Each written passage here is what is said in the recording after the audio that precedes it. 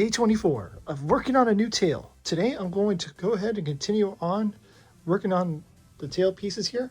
I'm going to first start by sewing right along here on both pieces and then stitch this line together on both pieces. This way I have the storage lid already sewn together. Let's go ahead and get started.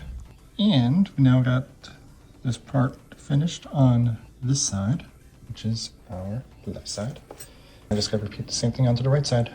And now the right side of the tail is done. What I'm gonna do now is gonna have a piece of neoprene fabric that's gonna join up along the entire edge of the tail from here to there.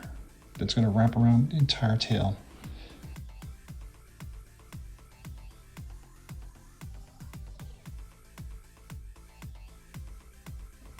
Perfect. All right, that takes care of our bottom side, and I just gotta make one more. That takes care of both of them. In preparation for getting all this taken care of, I have to cut out on one of the sides the access hatch, and then I can start sewing the rest of this down. Let me go take care of that real quick. There it is.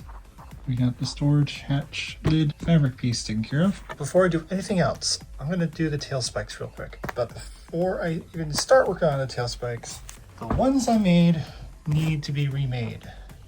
I'm just not happy about using the chalk pen on this. I'm just gonna trace these out again and redo them that way. It'll just feel a little bit simpler.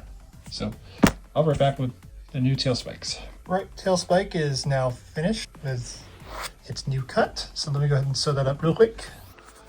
Also, I added a little bit extra to the top side because I overlaid this. So there's about a 1/4 inch overlap. That is to ensure that on the tail spike, there's no issues with it preventing water from getting inside the tail spikes. All right, let's go ahead and, like I said, sew this up. I decided this time I'm gonna use pencil to mark out the center point. So now I'm gonna sew this up. And there's the right tail spike, fully sewn on to the entire body of the right side.